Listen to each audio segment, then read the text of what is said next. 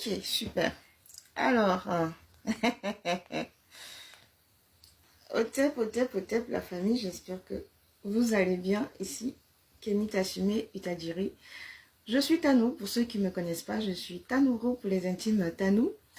Et je suis engagée dans ce combat. Je suis avant tout une panakamite. Donc, panakamite, c'est la combinaison d'une africaine, d'une panafricaine et d'une kamite. Alors, kamite, c'est tous ceux qui se revendiquent de la spiritualité ancestrale, c'est-à-dire les us et les coutumes et le mode de vie et de pensée philosophique de nos ancêtres. Donc voilà, ce n'est pas une religion, j'insiste et je persiste, parce que pour qu'il y ait religion, il faut qu'il y ait structuration, il faut qu'il y ait hiérarchisation, et pour l'instant ce n'est pas le cas, parce que chacun fait un peu à sa sauce. Quand Kama sera uni, quand l'Afrique sera unifiée, et que nous aurons de vraies, comment on dit, institutions, on pourra institutionnaliser, façon de parler, notre spiritualité en religion, pour ceux qui le veulent bien sûr. Ce n'est pas une obligation. Donc, je suis une adepte de la culture et de la spiritualité africaine. Donc, pour éviter de dire le mot africain, puisque ce n'est pas dans notre langue, on utilise la langue que nos ancêtres utilisaient, l'ancienne langue qui s'appelle le Médounéter, et on utilise le Médounéter, et en Afrique, on appelait l'Afrique avant Kama ou Kemet. Donc voilà pourquoi je me surnomme Kemit assumé. Donc j'assume qui je suis, j'assume les origines de mes ancêtres, le mode de vie et la pensée de mes ancêtres. Bref, après avoir expliqué ça brièvement, pour ceux qui ne comprenaient pas trop ce que ça voulait dire, j'espère que j'ai pu éclairer un tout petit peu votre lanterne. Sinon, je vous invite à aller faire des recherches parce que chez les kémites, il n'y a pas de paresseux. Tout est dans la recherche, tout est dans la connaissance. Alors, chère famille, je fais ce petit live directement parce que j'entends ici et par et là que ça parle des bases étrangères qui sont installées en Côte d'Ivoire. Mais ça, je vous l'avais dit, je crois, dans une de mes vidéos sur mon ancien compte Kemi Tassume, je pense que ça devait être en décembre ou en janvier, que les Français étaient installés. S'est installé à Boaké et qu'il y avait une autre base américaine qui était en train de s'installer. Pourquoi? Ben parce que le Niger tout simplement avait chassé les bases étrangères américaines. Et donc aujourd'hui, il fallait trouver une terre d'asile à toutes ces bases-là, y compris les bases françaises militaires, y compris les bases françaises américaines. Et donc, comme ils ne veulent pas être loin de l'AES, parce qu'ils trouvent que c'est leur chasse gardée, c'est leur bien personnel, donc le meilleur pays stratégique où ils pouvaient s'y installer pour pouvoir continuer à déstabiliser l'AES, et bien ça ne pouvait être que la Côte d'Ivoire, en plus avec un président qui est coopérant, collaborateur, il ne pouvait pas rêver mieux. Et vu que ce dernier a peur d'être dégagé de façon malsaine et de façon brutale, il a décidé d'inviter les États-Unis, les bases militaires américaines, de s'installer en Côte d'Ivoire, dans le nord de la Côte d'Ivoire. Tout comme les bases militaires françaises étant dans le sud d'Abidjan, qui ont fait croire qu'ils étaient déplacés ou qu'ils étaient en train de partir, se sont transportés tout simplement, se sont déplacés, ont changé de localisation en Côte d'Ivoire. Du sud, ils sont allés vers le centre, vers le nord. Donc, en l'occurrence, à Boaké, à Odiéné et j'en passe. Donc, voilà ce qui se passe aujourd'hui, chère famille. Vous êtes étonnés qu'aujourd'hui, il y a une sorte de mutualisation des forces des Européens pour pouvoir continuer à attaquer l'AES. Mais pourquoi vous êtes étonnés, chère famille? Pourquoi cela vous étonne? Je ne sais pas. On n'a qu'à se dire les vérités. Il y a quelque chose que le Toubabou a fait qui vous étonne jusqu'à présent, si cette terre-là, en ce qui nous concerne. Ils ne vous ont pas tout fait. Qu'est-ce qui vous surprend dans leur comportement aujourd'hui, actuellement, vis-à-vis de l'AES? Ça ne devrait pas vous étonner. Ça ne devrait pas vous étonner, chère famille. Pourquoi? Mais parce que Ils sont dans leur logique. Ils vont continuer, ils vont attaquer, ils vont toujours continuer jusqu'à ce qu'ils aient gain de cause. Et si aujourd'hui ils sont 2, demain ils peuvent être 3, ils peuvent être 4, ils peuvent être 5. C'est de ça que je vous parlais hier dans mon live. La solidarité de ces gens-là, vous ne pouvez pas imaginer. Ils sont comme ça, unis. Quand il s'agit de leurs intérêts, ils sont unis. Donc il ne faut pas être surpris que les bases militaires américaines et les bases militaires françaises s'associent pour, on va dire, dégager, pour déstabiliser l'AES, pour faire des troubles au niveau de l'AES, jusqu'à ce qu'ils reprennent l'AES et qu'ils remettent l'AES dans la CEDEAO. Tel est leur objectif.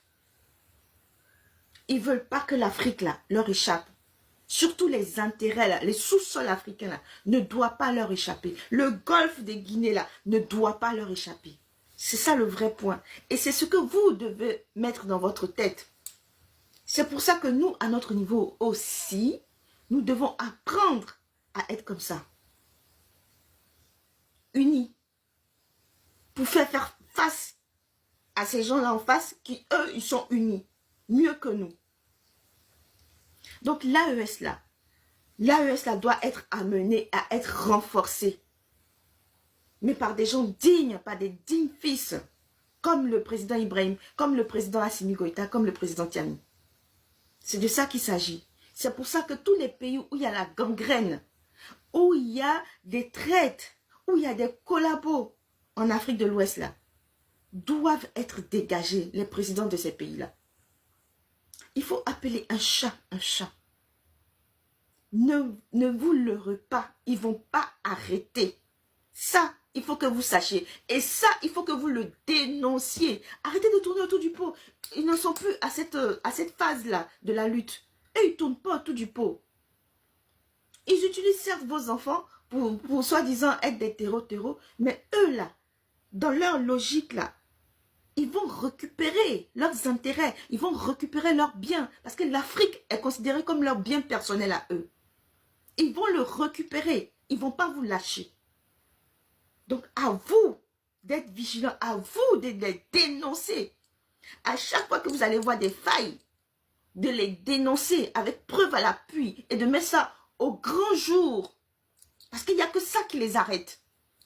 Et d'être nombreux à expliquer à leur population, surtout à la population américaine, comme on l'a fait avec le président Ibrahim Traoré, de leur dire ce que leur pays, leur gouvernement sont en train de manigancer en Afrique de l'Ouest, dans le golfe de Guinée. Et que shame on them. Qu'ils laissent l'Afrique respirer. Enfin, qu'ils enlèvent leurs genoux sur le cou des Africains. Donc, chère famille, je ne vais pas être longue dans ce live, dans ce direct. Mais je parle et j'insiste pour vous dire que il faudrait que les Africains apprennent à appeler un chat un chat. Parce que nous ne sommes plus à l'heure de faire soleil en placalidome. On ne peut plus jouer au chat et à la souris. C'est ce que ça veut dire. C'est une expression très ivoirienne pour ceux qui ne savent pas. Soleil en placalidome là, ça veut dire jouer au chat et à la souris. On n'a plus ce temps-là. On n'a même plus ce luxe-là. On ne peut pas se le permettre. Donc, chères familles, chers activistes, africains, afro-descendants, panafricains, panakamites, je vous invite à dénoncer ce que les États-Unis d'Amérique, les bases militaires américaines et les bases militaires françaises, en communion, ensemble, sont en train de vouloir créer dans le nord de la Côte d'Ivoire pour déstabiliser le président Ibrahim Traoré. C'est important. Parce qu'ils ne vont pas s'arrêter là. Tant que vous ne mettez pas le doigt sur le truc, là où il faut, les points sur les i, il faut mettre les points sur les i, il faut leur dire que nous, on est au courant de ce que vous faites et qu'on voit ce qui se passe. Donc voilà ça la famille. Je vous invite massivement à faire des lives, à parler de ce problème, à translate, à traduire et à transmettre aux populations anglophones pour qu'elle puisse comprendre. Parce qu'il n'y a pas que la Côte d'Ivoire, il y a aussi le Nigeria qui est utilisé comme base arrière pour déstabiliser le Niger avec le Bénin. Donc, il faut que nous soyons lucides et que nous sachions que tant que ces gens-là n'ont pas eu ce qu'ils veulent, ils ne vont pas lâcher l'Afrique. Ils vont continuer à organiser des guerres indirectes, comme ils l'ont fait avec l'Ukraine, et nous dire que c'est nous qui sommes en train de nous entretuer entre nous, alors que c'est faux. Alors que c'est faux. Ils ont essayé avec la communauté Peul, ils ont échoué. Pourquoi? Parce que les gens sont éduqués, les gens lisent, les gens comprennent la géostratégie, la géopolitique. Et ils ont dit à leur peuple, c'est faux, que dans les terroristes là, là, il y a tout le monde dedans, il y a toutes les ethnies dans les terreaux au Burkina, les terreaux au Mali. Il n'y a que comme cela que ça les a calmés. Donc tant que vous ne... Il faut dire les choses, appeler un chat. C'est la seule façon pour nous de nous sauver. Je ne sais pas ce que ça veut dire, t'invites à co-héberger. Mon frère, j'espère que tu... Ouais, parce que là, vous aimez trop venir sur les lives des gens pour faire les pitres. Moi, j'ai passé l'âge de la maternelle, hein, sincèrement. J'ai pas le temps pour ça. Si vous voyez que je ne participe pas à des panels, c'est parce que des fois, ça me gonfle. Parce que le niveau des degrés de réflexion des gens, là, des fois, ça me dépasse. Ça me dépasse. Et comme je n'ai pas envie d'être mal poli, parce que moi, ma bouche, elle est très sale, je préfère rester dans mon coin. Donc, chère famille, on n'a qu'à se dire la vérité. Les bases militaires françaises et américaines qui sont installées dans le nord de la Côte d'Ivoire, elles ne sont pas là pour jouer au domino et puis aller chercher les petites filles dans les boîtes de nuit. Ils ont un plan bien précis. Leur plan là, c'est de déstabiliser l'AES jusqu'à ce que l'AES retourne dans la CEDEAO. Jusqu'à ce qu'eux, ils aient la même mise sur les richesses de l'AES. Parce que de toute façon, l'AES évolue là, ça ne les intéresse pas, ça ne les arrange pas. Ils ne veulent pas que l'AES s'agrandisse. Ils ne veulent pas que la Côte d'Ivoire rejoigne l'AES. Ils ne veulent pas que le Togo rejoigne l'AES. Ils ne veulent pas que le Bénin rejoigne l'AES. Parce que ça ne les arrange pas. À plus forte raison, la Guinée. Donc, il va falloir bien réfléchir. Bien structurer nos pensées. Bien structurer nos lives. Et expliquer ça à nos populations, à nos gens. Leur dire qu'on a vu dans l'affaire qu'on est au courant de ce qu'ils sont en train de mijoter. Et qu'on ne va pas les laisser prospérer dans ce projet-là. On ne va pas les laisser. Ils ne vont pas respirer. Il faut dire aux populations qui sont basées là-bas, il ne faut pas qu'on les utilise, qu'ils refusent n'importe quelle somme d'argent, on leur donne pour pouvoir aller déstabiliser le Burkina. On n'a qu'à apprendre aussi à notre côté, de notre côté, à être comme ça, unis. Pas être comme ça, divisés, unis. Et que c'est le même peuple. Nous sommes le même peuple, peu importe la nationalité qu'on nous donne. Que tu sois burkinabé, que tu sois... Quand on vous voit là, est-ce qu'on voit la différence entre un burkinabé et puis une ivoirienne? On voit ta peau là, noire c'est noir. Excuse-moi. Africain c'est africain. Ils ne vont pas te dire, ah peut-être c'est un africain d'ici. Mais... Non, non. Donc c'est la même philosophie, c'est la même pensée. Déstabiliser l'Afrique pour eux là, pour pouvoir avoir les ressources minières de l'Afrique là. Ils s'en foutent que tu sois Afrique du Sud ou Afrique du Nord ou Afrique de l'Est ou Afrique de l'Ouest ou l'Afrique centrale. Ils s'en tapent. Parce que eux, ce qui les intéresse, c'est votre sous-sol. C'est le colbat, c'est le coltan, c'est l'uranium, c'est l'or, c'est le pétrole. On vous a dit, vous avez fait les recherches pour aller voir ce qui se passe tout autour de la Côte d'Ivoire, le golfe de Guinée, là. Combien de richesses il y a là-dedans? Combien de richesses? C'est leur réserve, ça. Actuellement, ils sont en pleine crise. Ils ont besoin de cette réserve du golfe de Guinée, c'est-à-dire du Sahel, jusqu'en Guinée-Conakry, jusqu'au Libéria. Toute cette partie-là, elle est riche comme c'est pas possible.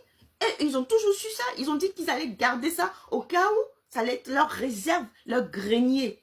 Au cas où c'est chaud, ils vont aller se servir. Comme s'il n'y avait pas d'humains qui existaient là-bas sur cette terre-là. Donc c'est l'esclavage qui continue, Mais avec quelques nègres en liberté dans les airs qui peuvent se balader, mais l'esclavage continue. Eux, ils peuvent aller se servir dans nos terres, mais nous, on n'a pas le droit de venir remplir, envahir leur pays, parce qu'on meurt de faim, parce qu'on a des dictateurs qui ne permettent pas qu'il y ait un travail, on a des dictateurs qui font que les gens ne peuvent pas se soigner, on a des dictateurs qui font que les gens ne peuvent pas se nourrir 3 fois par jour. Donc les gens prennent des risques énormes, ils traversent le désert, ils prennent l'océan, la Méditerranée, ils meurent dans l'eau, ils prennent des risques pour venir en Europe, on les empêche, on les traite d'immigrés. Mais eux, ils ont le droit de prendre leur bulldozer, ils ont le droit de prendre leur caterpillar pour aller en Afrique et puis faire des trous dans nos terres et récupérer les ressources minières et dire que ça leur appartient. Parce que c'est la loi du plus fort. Parce que ce sont eux qui ont des armes. Parce que ce sont eux qui ont la bombe nucléaire. Ça là, si vous ne pouvez pas le dire là, votre lutte là, elle est vaine, ça ne sert à rien. Il faut leur dire la vérité, que vous êtes au courant de tout ça maintenant et que plus jamais vous allez fermer votre bouche face à une injustice pareille. Si eux, on vient dans leur pays pour faire des trous là, ils vont être contents. Si eux, les gens viennent se servir sans demander la permission, ils vont être contents. Non, ce qu'ils ne permettaient pas qu'on fasse dans leur pays, il ne faut pas qu'ils le fassent dans les pays des autres. Même s'ils considèrent que les nègres sont des sous-hommes. C'est eux qui voient les nègres comme des sous-hommes, mais les nègres, ils ne se voient pas comme des sous-hommes. Les nègres étaient un être divin. C'est ça qu'on apprend dans le retour à la source, retour aux racines. Nous étions les premiers, on sera toujours les premiers, là, ici. Parce que nous sommes des humains.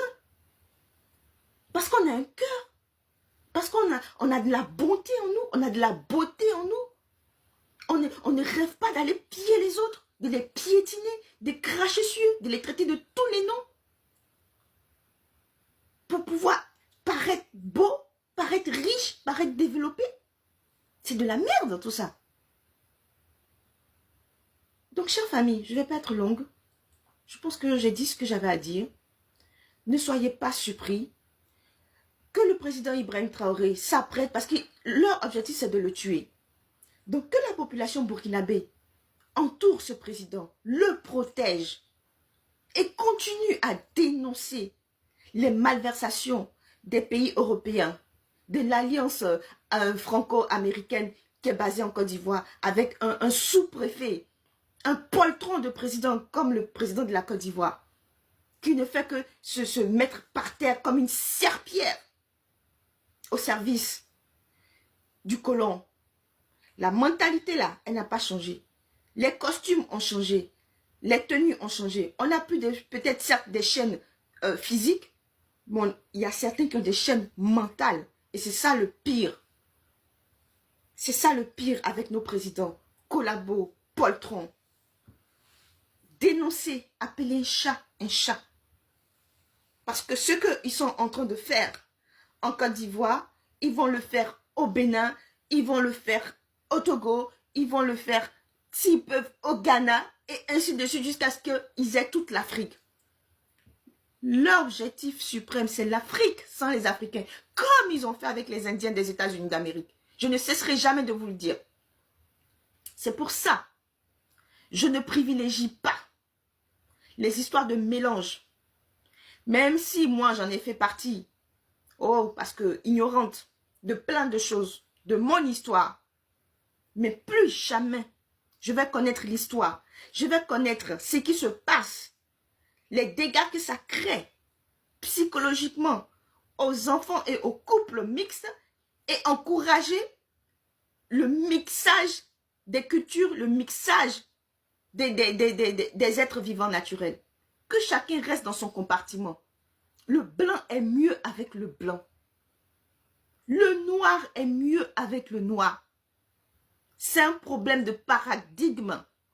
Parce que les couples mixtes, ils vont, surtout les femmes hypocrites là, elles vont jamais vous dire la vérité.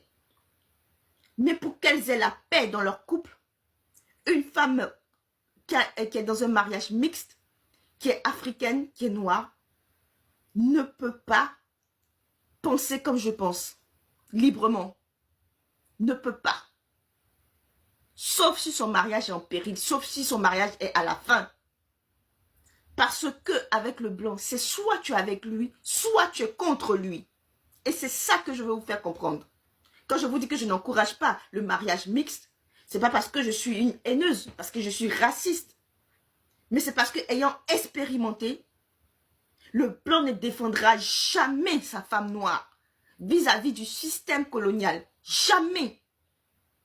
Il trouvera toujours des excuses pour dire que lui, il n'était pas là, que lui, c'est pas son problème et que lui, il est en train d'avancer. Mais on n'a qu'à faire le contraire, agresser le blanc. Et puis tu vas dire que tu vas dire la même chose et tu vas voir la réaction du blanc.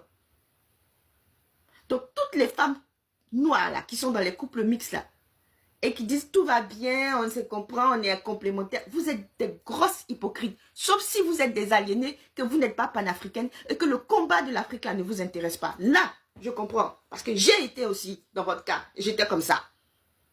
Mais à partir du moment où tu comprends, tu prends conscience de ton histoire et tu sais toutes les injustices. Et pour quelqu'un comme moi qui ne supporte pas les injustices, les mensonges surtout, qui se réveille du jour au lendemain à 40 ans, à 37 ans, 40 ans, qui se réveille, qui dit waouh, une claque. Tu te prends un gros camion comme ça dans le visage, tu te prends un accident de réveil de conscience dans le visage, dans la tête, ça te fait boum. Le réveil, il est brutal, il est féroce. Et tu vois que toute ton existence a été un mensonge, construit sur du mensonge, ou sur quelque chose que tu croyais être parfait. Donc jamais, au grand jamais, j'adore mes enfants métis, ou plutôt tout au monde parce que j'en ai pas d'autres, mais jamais je vais encourager des jeunes femmes africaines à épouser le blanc. Jamais. Jamais. Pour toutes les conséquences que ça a entraîné dans ma vie, après ma prise de conscience, sincèrement, si je vous encourage, c'est que je ne vous aime pas. C'est que j'aime pas mon peuple. Jamais je vais encourager le métissage. Parce que les enfants métis sont les plus victimes dans cette affaire. Le cul entre deux chaises. Ils ne vont jamais savoir pour qui ils vont prendre parti. Ils sont malheureux quand les parents se disputent. Ils sont malheureux quand ils ne comprennent pas pourquoi certaines choses ne fonctionnent pas chez eux. Ils sont malheureux quand certains enfants leur font des réflexions sur leur couleur de peau, sur leurs cheveux ou sur leur forme. Parce qu'il y a toujours une petite discrimination insidieuse qui ne dit pas son nom. Il y a toujours des comparaisons qui se font. On ne te traite pas comme un être vivant à part entière, mais comme un être vivant entière et à part. C'est ça la nuance. Et c'est ça que vous devez comprendre. Donc moi, Tanourou, j'ai fait mon réveil. J'ai eu le temps de soigner certaines blessures. Je continue à soigner certaines blessures. Encourager le mariage mixte, c'est être criminel envers mon propre peuple. En plus, c'est diminuer ma population. C'est réduire ma population. C'est la blanchir, devenir jusqu'à ce que Saint-Domingue est devenu aujourd'hui. Je ne vais jamais encourager cela. Jamais. Si pour ça, je suis une grosse raciste, je vous dis, Ayoka, merci, je prends. C'est pas grave. Le temps que ça monte au cerveau, un jour vous allez comprendre ma position. J'ai beaucoup d'amis métis, je précise. J'ai baigné là-dedans. Parce que moi, j'ai toujours habité dans des quartiers privilégiés où les gens, il y avait des blancs, il y avait des machins. J'ai toujours connu ça. Mais là, je vous dis, dans mon réveil, là, je vais pas encourager ma famille, mes nièces, mes neveux, qui eux sont 100% africains, à épouser des blanches ou à épouser des blancs. Non. Parce que je sais quelle douleur il y a là-dedans. C'est des mois, c'est des semaines de psychologie. Il faut se faire soigner après. C'est soit tu nies ta personne, ta conscience, c'est-à-dire que tu t'oublies. Tu oublies que tu es toi. Et là, ça fonctionne dans le mariage. Ou soit tu prends conscience et c'est le dégât du mariage. Donc, pour vous éviter les divorces inutiles, je vous dis, restez dans votre compartiment. Le noir avec le noir. Le blanc avec le blanc. Et même j'encourage les métis à être avec des métis. Parce que seul un métis connaît la souffrance d'un autre métis. Seul un métis connaît la souffrance d'un autre métis. Si aujourd'hui il y a beaucoup de métis qui sont plus avec des noirs, c'est parce qu'ils comprennent que le noir est tolérant et que le noir les considère comme leur enfant. Mais va chercher le nombre de blancs qui considèrent un métis comme son enfant. Qui va le voir dans la rue comme ça, il va le prendre comme son enfant. Va chercher. Ils vont chercher à savoir quel degré de métis d'abord. T'es métis arabe ou bien t'es métis ceci. T'es métis cela ou t'es métis ceci. C'est ça le blanc. Alors que nous les enfants là, nous les noirs là, on va voir l'enfant, c'est métis. Ah, c'est mon enfant. Voilà. La différence. C'est ça qu'on appelle le degré de conscience, le degré de bonté, d'humanité. L'être divin. L'être divin, c'est le noir. Je ne dis pas ça par haine, par méchanceté. Je l'ai expérimenté, je l'ai remarqué, je l'ai observé, je l'ai expérimenté. Et partout je suis passée, dans n'importe quelle situation, dans n'importe quelle classe sociale, je l'ai expérimenté et c'est réel, c'est factuel. Donc, chère famille, j'ai fait 2 vidéos en une. Dénoncer les accords, dénoncer les bases militaires américaines et françaises en Côte d'Ivoire, parce qu'ils ne vont pas s'arrêter là. S'ils peuvent aller s'installer en Guinée, s'ils peuvent aller s'installer au Bénin, s'ils peuvent aller s'installer au Togo, pour continuer à déstabiliser, même au Ghana et au Nigeria, comme ils sont en train de le faire déjà au Nigeria, la France, dès qu'ils arrivent quelque part dans un bled net, il y a des terreaux qui vont attaquer le Niger. Vous ne voyez pas que c'est un peu contradictoire? À chaque fois qu'ils disent qu'ils vont dans un pays pour aider le pays à lutter contre le terrorisme, eh bien c'est là même que le terrorisme augmente dans ce pays-là. Vous voulez que je vous fasse la liste? Le Mali, 12 ans. La France est restée 12 ans au Mali. Il y a eu 50 000 morts. Ils n'ont jamais réussi à enlever les terroristes. Il y a que quand le Mali a dit, France, dégagez, sortez de notre terre, qu'ils ont pu récupérer Kigali. Que le Mali n'a pas été divisé en 2. Vous voulez que je fasse la liste? Le Burkina, le Niger, vous voulez qu'on fasse la liste? Pourquoi à chaque fois qu'il y a la main française quelque part, c'est là-bas que le terrorisme se prolifère? Au bout d'un moment, utilisons notre cerveau, posons-nous les bonnes questions. À qui profite le crime? Et quel est l'objectif? C'est de ça qu'il s'agit. Nous en sommes là aujourd'hui. C'est de ça qu'il s'agit. Donc, chère famille, merci de m'avoir écouté. Et merci pour tous ceux qui me comprennent, qui ont peut-être expérimenté tout ce que je viens de dire, surtout en ce qui concerne le volet personnel des enfants métis, des mariages mixtes. Et si vous n'avez pas compris ça, eh bien c'est bel et bien dommage à expérimenter. Parce que je vois plein de choses là sur les machins, les réseaux là, où les filles défendent vaille que le mariage mixte et tout. Non, non, non. Celles qui défendent ça, elles n'ont pas encore eu une prise de conscience. Et je ne vais pas les indexer comme elles font pour nous autres qui disons non, il faut pas, il faut éviter les mariages mixtes. Moi, je ne vais pas les indexer parce que je sais qu'elles sont encore dans l'aliénation. Je le connais, j'ai déjà fait ce chemin inverse là. J'ai déjà fait ce chemin et je sais de quoi je parle. Si aujourd'hui, je revendique d'être kémite, je revendique mon kémitisme, je sais pourquoi. Il y va de la survie de nos enfants mélanodermes. C'est pour eux que je me bats. Il y va de la survie de ces enfants-là, qui risquent de disparaître en blanchissant. Ils vont se fondre dans la nature. Pourtant, on nous dit oui, le métissage c'est la solution, mais c'est faux. Vous avez l'exemple du Brésil. Il y a le métissage comme c'est pas possible. Et il y a toujours des discriminations. Les métis sont considérés comme des nègres. À un degré, selon qu'ils sont trop clairs ou trop foncés, on les met en haut ou on les met en bas. Donc ça ne va rien résoudre comme problème. Rien du tout, le métissage. Ça ne résout rien comme problème. L'être humain est amené à toujours discriminer ce qui est différent de lui. Et ça va continuer comme ça, malheureusement. Et tant que tu ne prends pas conscience de ça, tu ne peux pas valoriser les êtres qui te ressemblent. Tu ne peux pas. Parce que les gens qui valorisent les êtres qui ne leur ressemblent pas sont des complexés. Et je l'assume, ce que je dis.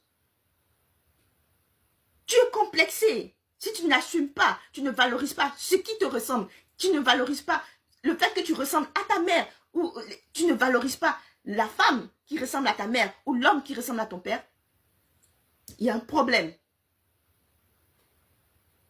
Les hommes qui rêvent de femmes blanches, femmes noires, et puis oh là, la vie est belle, on en a en polygamie. Hey, on ne peut pas avoir tout et son contraire. Vous êtes dans l'hypocrisie, pas possible. Vous êtes dans l'hypocrisie.